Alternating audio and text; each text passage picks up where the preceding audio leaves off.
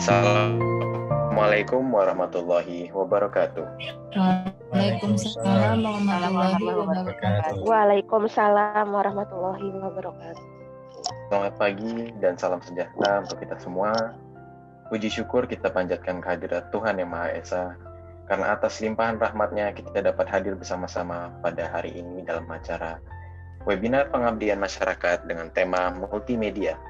Hari ini kita akan diberikan materi tentang pemanfaatan multimedia untuk UMKM oleh narasumber yang bisa dibilang sudah banyak pengalaman dalam bidangnya, yaitu Bapak Eugenius Kausuni.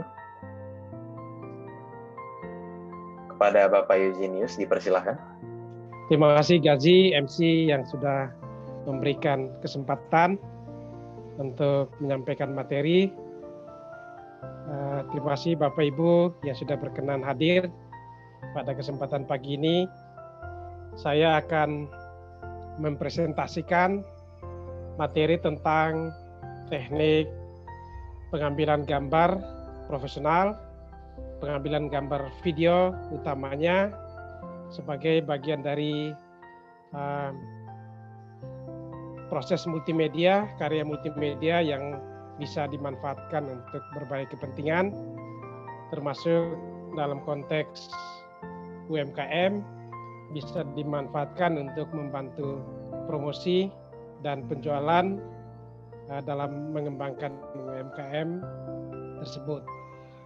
Sebagai prolog awal, saya akan memperkenalkan diri. Beberapa yang sudah bertemu, sudah terbiasa saya mengulang perkenalan. Nama saya Eugenius Kausuni Egi. Aktivitas hari ini adalah dosen TI dan juga produser di stasiun televisi. Latar belakang studi saya S1 Teknik Informatika, S2 Teknik Elektro Telekomunikasi. Pengalaman untuk dapat menyampaikan presentasi ini, saya dulu mengawali perjalanan sebagai jurnalis TV, sebagai kameramen dan editor. Dulu di Biro Metro TV, Biro Pekanbaru, kemudian sempat menjadi koordinator liputan daerah Metro TV di Jakarta, lalu sempat menjadi produser Berita 1 TV dan Kompas TV, dan hari-hari ini banyak mengembangkan kegiatan produksi audiovisual bersama PT Multimedia Ransel Pro. Saya memulai presentasi ini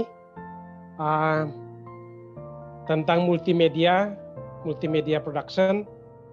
Yang akan kita bahas ini adalah bagaimana mengemas karya media multimedia untuk dapat didistribusikan.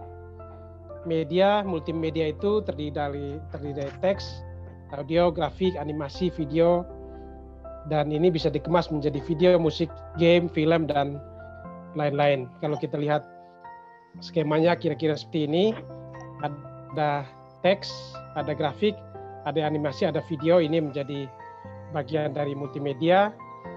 Saat ini kalau kita mendistribusikan karya broadcasting, bisa dapat disampaikan melalui berbagai saluran distribusi, termasuk kita sudah terbiasa menggunakan saluran distribusi sosial media.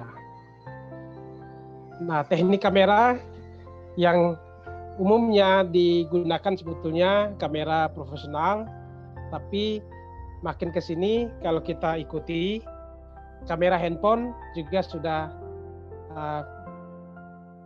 profesional, terutama dalam hasil karya gambarnya yang sudah HD. Nah, itu memungkinkan untuk bisa digunakan sebagai kamera dalam pengambilan gambar. Prakteknya bisa digunakan, bisa dilakukan pengambilan gambar dan hasilnya tidak terlalu mengecewakan. Dalam teknik pengambilan gambar kamera, ada dua hal yang selalu menjadi perhatian utama, yaitu yang pertama adalah komposisi, yang kedua adalah pergerakan. Komposisi ini terkait dengan bagaimana kita membuat membingkai gambar, membingkai video supaya hasilnya maksimal. Kemudian yang kedua adalah pergerakan. Ada sejumlah hal yang selalu bisa dipelajari, bagaimana membuat shot size, bagaimana menentukan angle kamera, dan bagaimana bergerak dengan kamera. Saya akan mulai memperkenalkan sedikit tentang shot size. Biasanya kalau kita melakukan pengambilan gambar video, orang hanya berpikir bagaimana merekam lalu selesai. Lalu sangat jarang yang memperhatikan shot size. Shot size itu dalam dunia broadcasting, itu dia multimedia, broadcasting itu kurang lebih ada 7, bisa sampai 9, saya munculkan 7. Pertama, kalau mengambil gambar, standar shot size yang pertama itu adalah very long shoot. Kemudian yang kedua long shoot, saya akan terangkan satu persatu. Yang ketiga medium long shoot, lalu medium shoot, kemudian medium close up, dan big close up. Nah, kira-kira seperti ini very long shoot. Kalau kita mengambil gambar very long shoot, posisinya adalah berdiri di posisi yang sangat jauh, semua roomnya terlihat, langit-langitnya terlihat, langit birunya terlihat, kemudian orang-orangnya juga terlihat, dan ini menunjukkan suasana lokasi yang kita sasar dan semuanya terlihat. Biasanya kalau mengambil gambar sebaiknya dimulai dengan ini, very long shoot atau minimal long shoot sebagai gambar pembuka. Kemudian kita masuk ke teknik kedua, shot size yang kedua adalah long shoot. Nah, long shoot kalau kita ukurannya adalah orang, sepatunya, kakinya terlihat, masih ada ruang di depan kakinya, lalu ada juga ruang di atas kepala. Ruang di atas kepala itu namanya headroom. Ada ruang di atas kepala, jadi tidak mepet. Itu long shoot. Itu shot size yang kedua. Lalu shot size yang ketiga itu medium long shoot. Kalau Bapak Ibu perhatikan, ini kakinya sudah terpotong. Di atas kepala ada ruang di atas kepala, yang masih ada room kosong di atas kepala, dan ini adalah medium long shoot. Jadi kita perhatikan, kalau mengambil gambar, perhatikan posisi kita sekarang sudah shot size yang seperti apa. Kadang-kadang kita merekam tanpa mikir. Maka kalau sebaiknya setelah mengikuti materi ini, nanti kalau mau ngambil gambar lagi, tolong mikir dulu baru ngambil gambar. Jangan asal merekam. Shot size yang berikut adalah medium long shoot. Kalau Bapak Ibu perhatikan, ini posisinya sudah lebih dekat. Posisinya kalau saya mundur, tadi di bawah lutut, ini posisi potongannya sudah di atas lutut, di bawah pinggang. Kemudian ada ruang di atas kepala. Ini medium shoot. Biasanya kalau kita melakukan pengambilan gambar, minimal ini adalah gambar kedua. Gambar pertama long shoot, gambar kedua adalah ini medium shoot. Kemudian kalau kita ikuti laporan-laporan reportasi televisi, biasanya medium shoot ketika seorang reporter stand up di depan kamera dan membuat laporan. Kemudian yang berikut adalah medium close up. Ini sudah di atas pinggang, terpotong, dan masih ada ruang di atas kepala. Medium close up. Kemudian kita akan lihat yang berikut adalah close up. Kita bisa lihat perbedaannya. Perbedaannya, kepalanya sudah terpotong sedikit, dagunya masih terlihat. Biasanya gambar close up dibutuhkan di saat mana?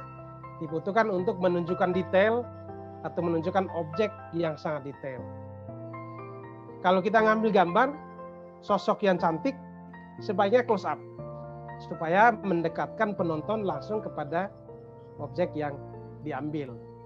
Biasa kalau kita ngambil gambar bunga yang indah juga sebaiknya jangan lupakan close up-nya. Itu akan memberikan kesan yang kuat kepada penonton. Yang berikut adalah big close up. Big close up kalau kita lihat perbedaannya, kepalanya sudah terpotong sedikit, dagunya sudah terpotong, dan itu umumnya untuk menunjukkan ekspresi. Ekspresi orang sedih, orang marah, orang senang, ini cocok kita menggunakan big close up. Nah, Dalam pengambilan gambar, ini bisa dipadukan. Minimal ada long shoot-nya, ada medium shoot-nya, ada close up. Kalau semuanya asal merekam sambil jalan-jalan, itu artinya teknik pengambilan gambarnya tidak profesional. Itu kalau di dunia televisi, broadcasting, kita menyebutnya gambar amatir. Nah, biasanya gambar amatir kalau mau digunakan, biasanya banyak pertimbangan. Kalau misalnya masih bisa ada pilihan lain, langsung dibuang, langsung dihapus. Karena dianggap tidak profesional. Itu yang pertama tentang shot size. Yang kedua, yang bagian berikut adalah angle, kamera angle shot.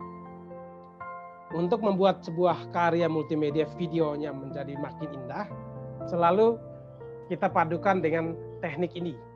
Ada high angle, ada high angle, lalu ada low angle. High angle artinya kita mengambil gambar, kamera posisi di atas, objek yang kita shoot posisinya di bawah. Nah, ini juga biasanya kadang-kadang angle-angle kamera ini juga berkaitan dengan psikologi pesan.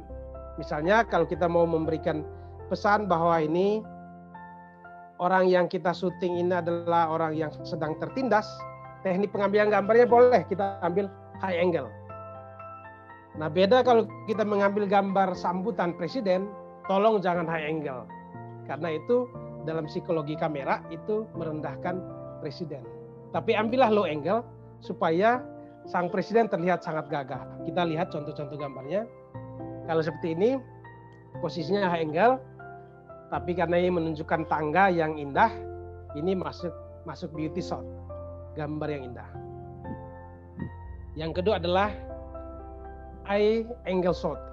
Gambar kameranya posisi rata mata, dan ini kira-kira seperti ini. Kemudian di posisi yang ketiga adalah low angle. Low angle ini yang tadi saya bilang, kalau kita ngambil posisi dari bawah, objeknya di depan terlihat di atas, biasanya itu memberi kesan gagah. Kalau mengambil video gambar presiden, sebaiknya posisi-posisi ini. Saya dalam kebiasaan di redaksi televisi, kalau ingin memberi kesan seseorang gagah, biasa saya menyarankan supaya pengambilan gambarnya low angle. Ini juga bisa digunakan untuk kombinasi-kombinasi untuk menciptakan sebuah shot terlihat sangat indah. Ini teknik yang kedua. Nah, yang ketiga itu adalah kamera movement shot. Kita sudah terbiasa mempraktikkan ini. Hampir semua orang dalam keadaan sadar atau tidak sadar sudah biasa menggunakan ini. Ada istilah namanya, ada teknik yang pertama adalah teknik panning. Pen kiri, pen kanan.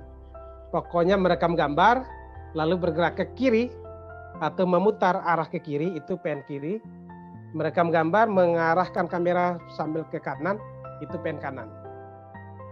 Kemudian ada tilt up, tilt down. Tilt up berarti merekam dari atas, lalu sambil menggeser kamera ke bawah, itu tilt down. Merekam dari ke bawah sambil menggerakkan kamera ke atas, itu tilt up. Itu kameranya yang bergerak. Kemudian yang berikut adalah zoom. Zoom itu artinya lensa kamera yang digerakkan. Sambil merekam, tombol zoom ditekan, dia akan zoom in. Sambil merekam, tombol zoom ditarik, dia akan zoom out. Nah, biasanya kalau mengambil gambar pergerakan kamera, ini ada batasannya. Sebelum bergerak direkam, biasa kalau hitungannya, sebelum bergerak, hitungannya 3 detik. Jadi merekam, hitung 3 detik, baru mulai bergerak. 1, 2, 3. Setelah 3 detik, tahan. 1, 2, 3, baru dimatikan. Fungsinya apa? Supaya ketika diedit itu gampang. Karena kalau kamera pergerakan gambar ini, kalau misalnya durasinya terlalu panjang, itu akan sulit diedit. Sementara teknik-teknik yang lain, tolong pengambilan gambarnya tidak bergerak. Biarkan objeknya yang bergerak, si pengambil gambar kameramen posisinya still, posisinya diam. Objeknya yang bergerak. Kemudian teknik di kamera movement shot ada crane up, crane down. Ini biasanya kalau menggunakan perangkat crane seperti ini kira-kira. Biasanya kalau di konser itu kebanyakan kita melihat kamera di atas perangkat crane, posisinya di atas, dan biasa bisa sambil bergerak ke bawah sambil juga bergerak ke atas mengikuti arahan atau melihat situasi. Nah, penggunaan pergerakan kamera ini harus ada motivasinya. Misalnya, motivasi mengikuti orang. Itu boleh pen. Saya contohkan ini. Motivasi pen mengikuti sang pembalap ini, pesepeda ini. Tetapi mengikutinya juga nggak boleh terlalu lama. Pen sebentar lalu tahan. Kemudian biarkan objeknya keluar dari frame. Hitungannya biasanya tahan 3 detik, bergerak 3 detik, tahan 3 detik, kemudian gambarnya di stop. Kemudian tilt motivation. Ini misalnya ada menunjukkan langit di atas gedung ini, lalu kemudian ujungnya adalah tilt down, bergerak ke bawah ke orang ini yang akan menjadi sasaran objek. Atau biasanya ini kalau digunakan, teknik ini digunakan ketika mau mengakhiri sebuah laporan. Pertama, kamera posisinya adalah diam, medium shoot ke arah si reporter, pelapor. Kemudian setelah dia selesai menyampaikan, kemudian kamera bergerak meninggalkan reporternya. Itu ada tilt dengan motivasinya. Tapi setiap pergerakan itu harus menunjukkan sesuatu. Kemudian ada juga type of shot, itu ada in frame, out frame, atau get in, get out. Posisi kameramen diam, objeknya bergerak masuk, itu namanya in frame.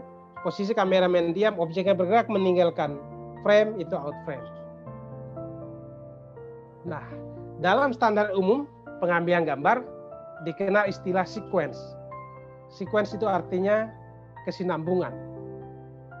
Setiap merekam suatu objek minimal terdiri dari 3 shot. Ada long shoot, ada medium shoot, ada close up.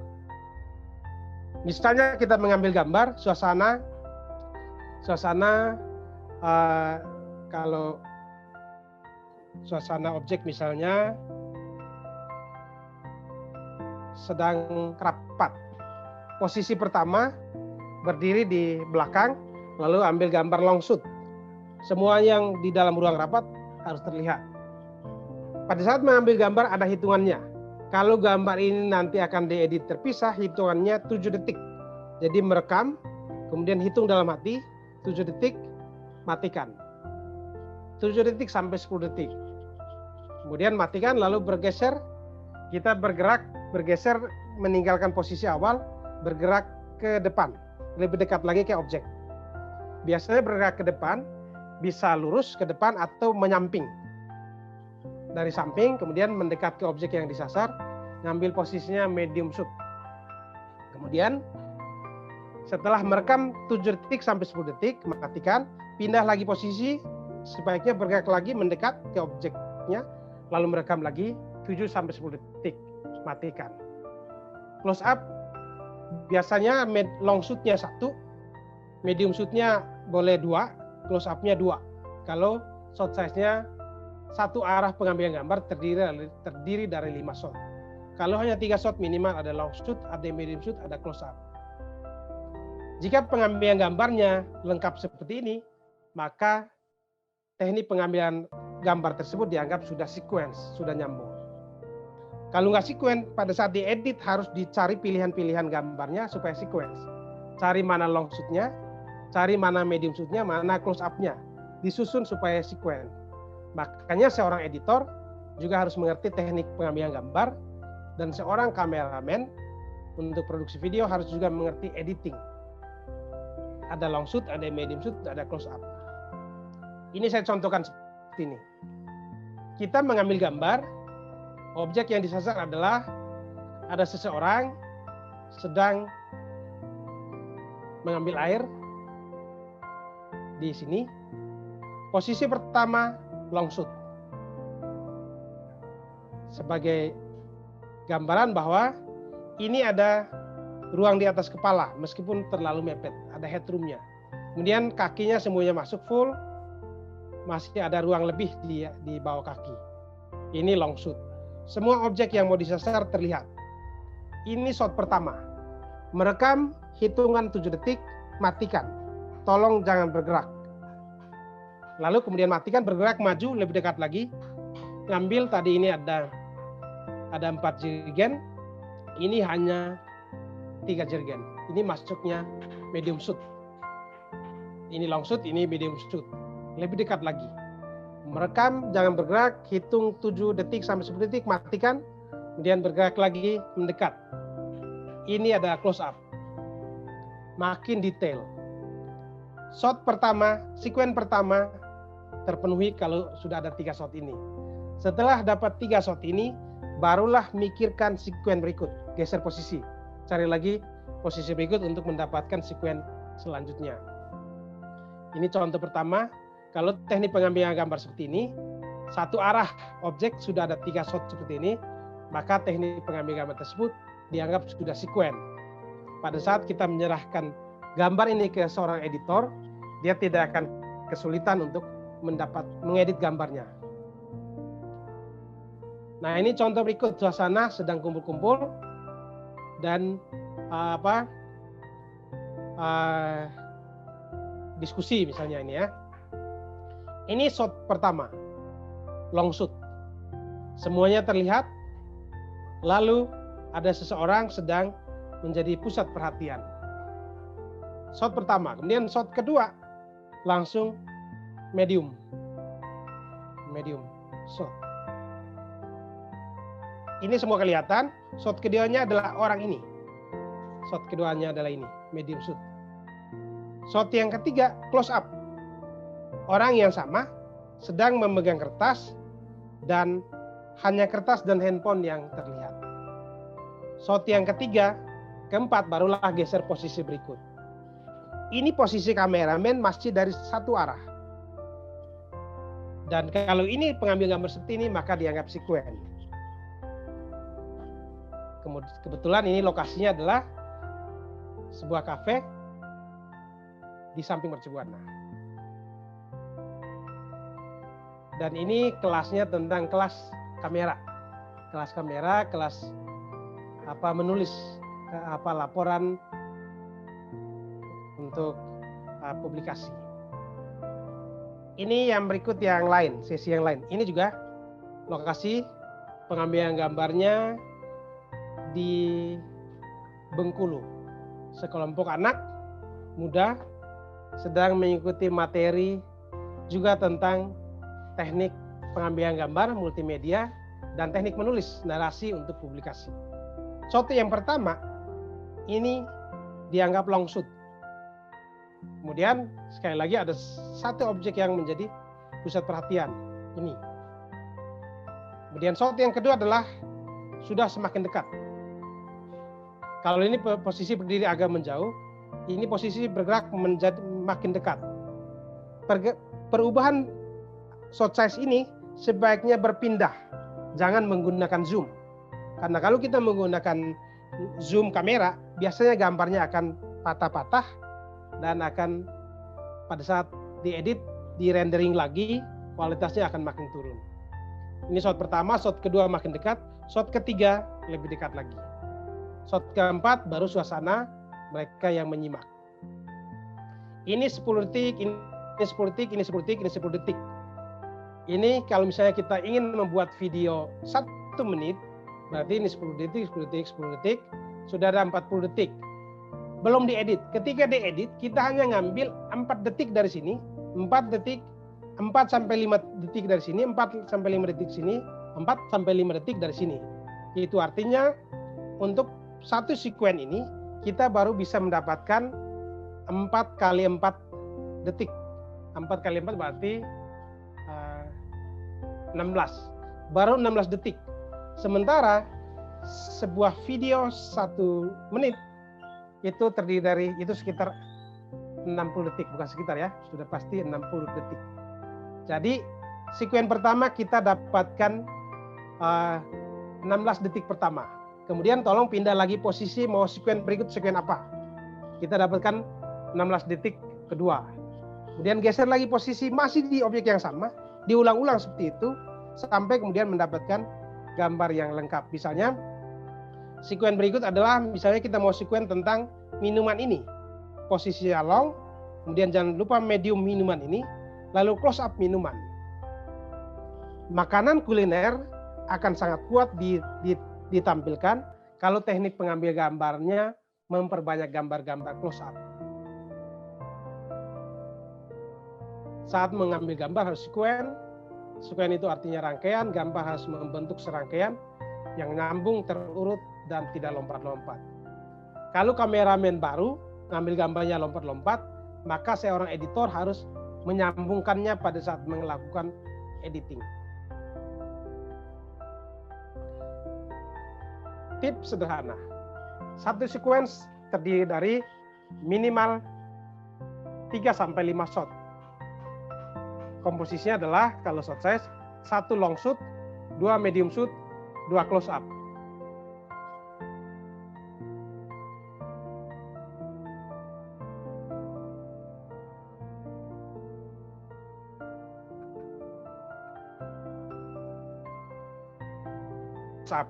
Sementara dikurangi. Saya lanjutkan.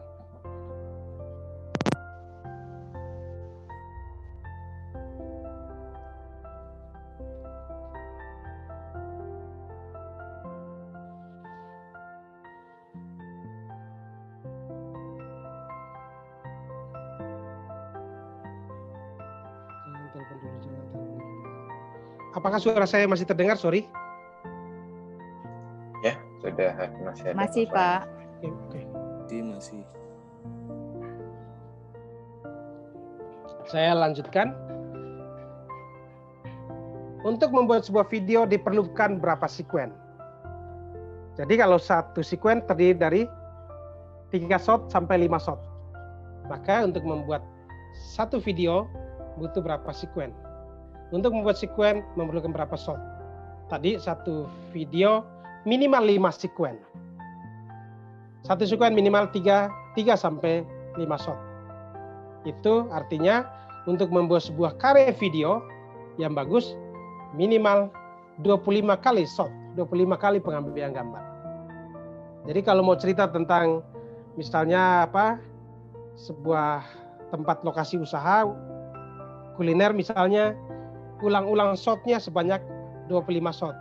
Biasanya kita akan mikir sebanyak 25 shot apa saja yang harus ada. Gambarnya tadi seperti tadi. Sekuennya ada 5 sekuen. Satu sekuen terdiri dari minimal 3 shot. Kalau di standar pemberitaan, satu berita 5 sekuen tambah wawancara. Maka satu berita itu adalah 5 sekuen, 5 kali 5 shot, ada 25 kali shot ditambah dengan cuplikan wawancara. Kalau hitungan durasinya, satu shot 7-10 detik, maka untuk mendapatkan satu berita video pada saat pengambilan gambar, kita butuh 6 menit. 6 menit pengambilan gambar. Nah ini pada saat diedit, kalau di pemberitaan, di televisi, biasanya satu berita itu terdiri dari, kalau berita ada namanya berita voice over itu hanya 1 menit penayangannya. Kalau beritanya package biasanya durasinya 2,5 menit sampai maksimal 3 menit. Nah ini dari 6 menit ini akan diedit-edit, dipotong-potong, dibuang-buang sampai hasil lahir 2 menit atau 1 menit. Nah ini standar yang umum. Kalau standar yang umum, long shoot, medium shoot, close up. Dulu waktu saya ikut latihan di BBC, terutama liputan-liputan wisata dan kuliner, sekuennya berbeda. Pengambilan gambar dimulai dengan close up hand. Close up aktivitas apa yang sedang di tangannya. Misalnya orang sedang menyiapkan makanan, sedang meracik bumbu, maka gambar pertama dimulai dengan gambar close up hand. Kemudian setelah dapat shot pertama ini, shot kedua adalah close up face. Close up wajah yang sedang melihat ke arah tangannya menyiapkan racikannya. Lalu gambar yang berikut adalah over the shoulder, posisi dari belakang, dari salah satu sisi tangannya, lalu mengambil objek yang sedang dikerjakannya. Posisi yang sekuen gambar yang berikut adalah medium shoot, gambar terakhir baru long shoot. Long shoot ditaruh di belakang. Dimulai dulu dengan close up, kemudian medium shoot, lalu long shoot di belakang. Saya contohkan kira-kira seperti ini. Gambar pertama adalah close up hand, tangannya sedang menulis. Gambar kedua adalah close up face, wajahnya sedang melihat ke arah tangan menulis. Gambar ketiga over the shoulder, juga masih ke arah yang sama. Ini kalau misalnya mau ngambil gambar dia sedang mengerjakan sesuatu, ini akan menarik. Baru gambar berikut adalah medium shoot, gambar keempat. Medium shoot, kemudian boleh tambah lagi medium close up, lalu ditutup dengan long shoot. Ini baru dapat satu sekuen. Kalau misalnya 1, 2, 3, 4, 5, 6 gambar ini semuanya masuk, maka pada saat diedit 6 kali 4, setiap potongan gambar hanya ambil 4 detik, 4 kali 6 baru mendapatkan 4 kali 6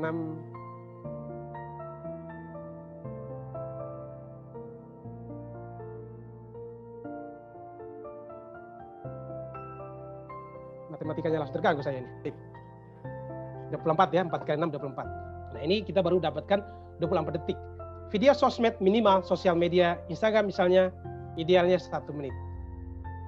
Maka silakan ambil lagi angle berikut atau sekuen berikutnya sampai mendapatkan 1 menit. Kira-kira begitu teknik pengambil gambar profesional. Maka biasanya di beberapa kali kegiatan setelah mengikuti materi diberi kesempatan untuk praktek pengambilan gambar dan kita akan mereview hasilnya. Tapi ini kalau misalnya tidak memungkinkan bisa praktek sendiri, nanti boleh dikirim ke saya akan cek apakah sudah profesional teknik pengambilan gambarnya atau masih kelasnya masih amatir. Nah, ini bisa mohon menaikkan kelasnya pada saat merekam sebuah video. Terima kasih. Ini saja yang dapat saya sampaikan. Saya kembalikan kepada MC. Baik, selanjutnya kita sesi tanya jawab. Bagi para hadirin yang ingin bertanya, dipersilahkan.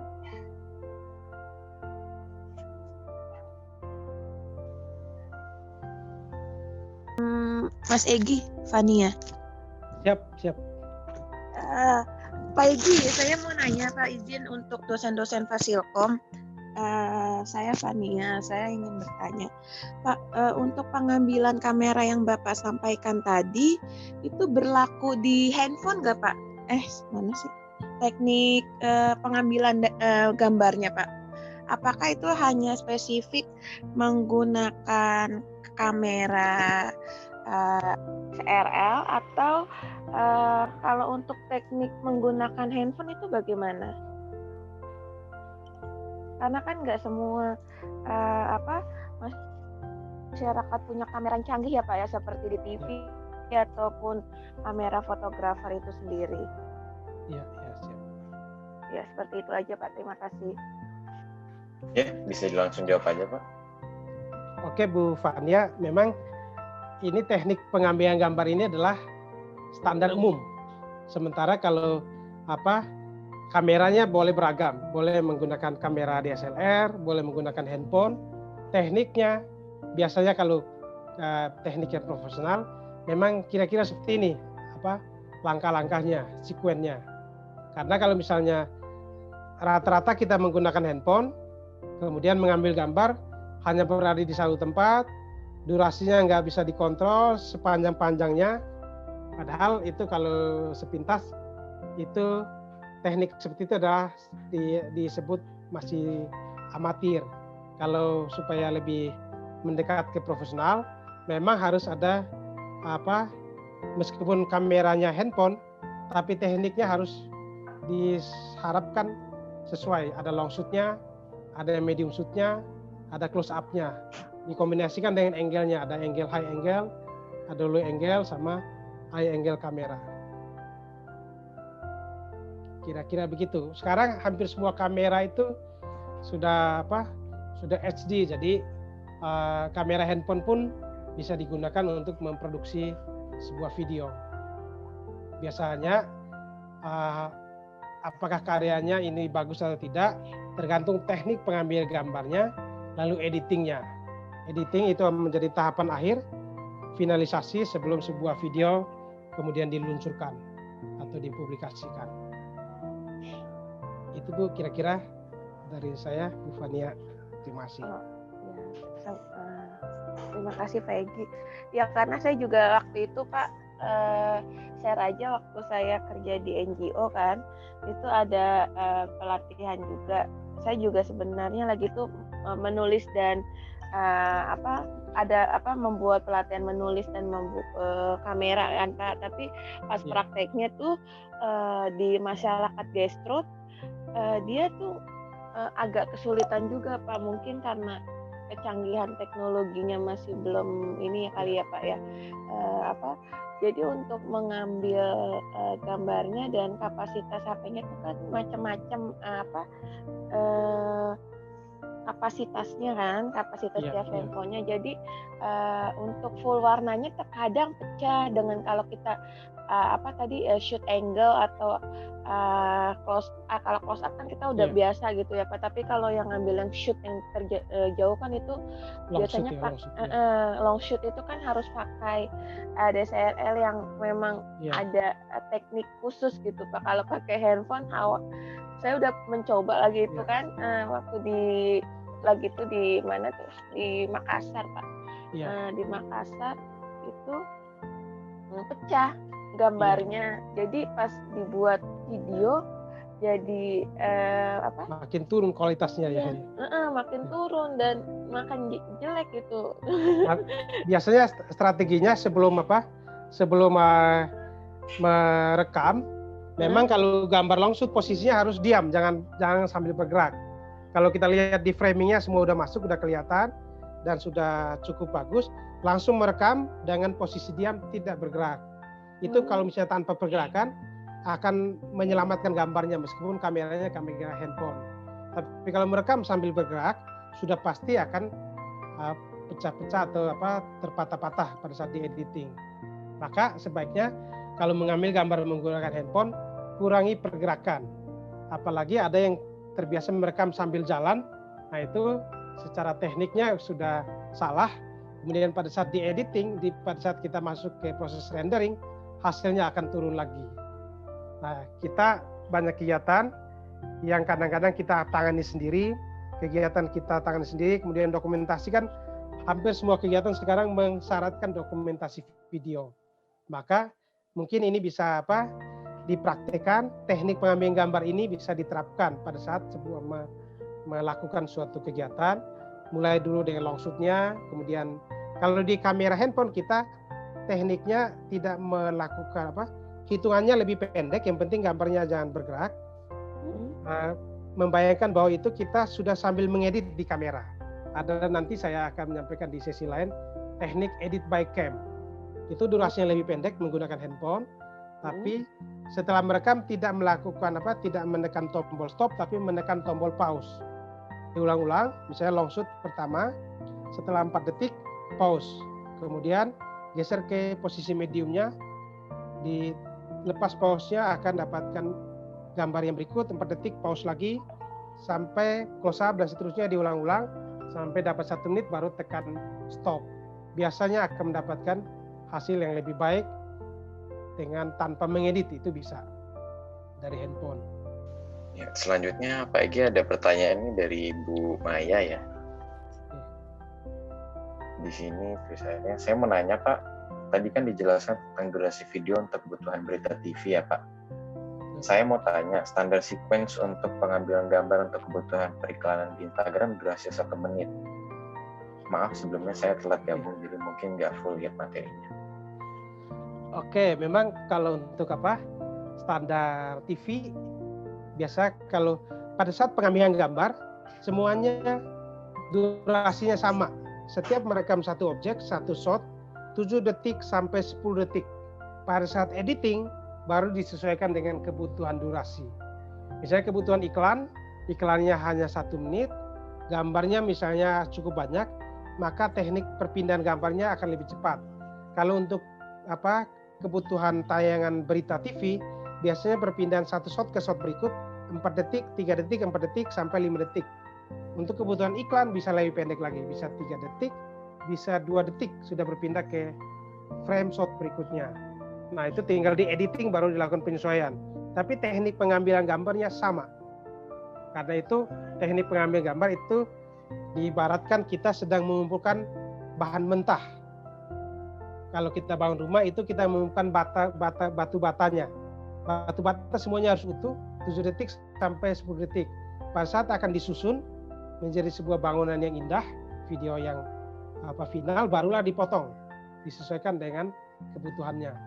Bata dipotong, dapatkan yang setengahnya aja. Kalau di editing, umumnya potong depan, potong belakang. Awalan video biasa pada saat kita merekam tombol record, kamera itu goncang. Maka di editing itu bagian depan dibuang. Kemudian pada saat kita stop, menekan tombol stop, itu biasanya goncang karena tekanan tangan kita ke kameranya. Maka pada saat editing, kita potong belakangnya. Potong depan, potong belakang, ambil yang di tengah-tengah. Sehingga itu akan lebih aman. Nah, supaya bisa diambil dapat di tengah-tengah masih bagus, durasi pengambilan gambarnya harus cukup 7 detik sampai 10 detik. Kalau ngambil gambarnya terlalu pendek durasinya, pada saat diedit dipotong langsung habis terpotong, nggak terpakai lagi. Maka ngambil gambarnya cukup sehingga ketika dipotong gambar masih cukup, memberi ruang yang bebas, yang luas kepada editor untuk mengeditnya. Itu kira-kira jawaban saya untuk Bu Maya.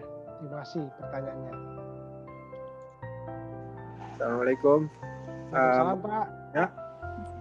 Aplikasi di Android yang baik untuk ngedit foto dan video, Pak. Terima kasih. Baik Pak. Terima kasih Bu pertanyaannya Pak. Materi tentang aplikasi untuk mengedit video di aplikasi Android nanti sebentar lagi akan disampaikan oleh Pak Wawan. Itu kalau tidak salah aplikasinya namanya yang KineMaster ya? Iya, KineMaster. KineMaster Bu, tapi sebaiknya berbayar karena kalau misalnya KineMaster yang tidak berbayar akan trademarknya akan kelihatan tuh, akan terbawa. Kalau kita membayar kira-kira sekitar di akhirnya, kalau nggak di bawah. Ya, biasanya kalau kita membayar dia tidak akan memasukkan logonya akan hilang. Nah itu kalau ngedit di handphone, KineMaster udah termasuk sangat bagus. Terima kasih Pak, itu jawaban dari saya. Terima kasih Pak. Assalamualaikum. Waalaikumsalam. Baik, terima kasih untuk seluruh hadirin yang telah bertanya dan terima kasih juga Pak Egy atas penyampaian materinya tentang jurus jitu pemasaran online ya Pak ya. Siap.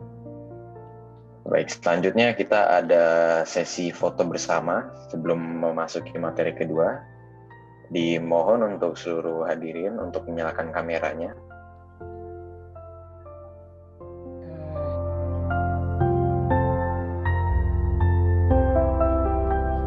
Ini saya pantau beberapa teman dari berbagai tempat mengikuti.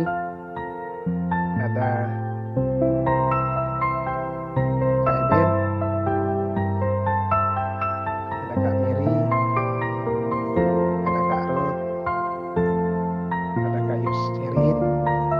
masih bergabung, ada Mas Bagas ini dahsyat nih.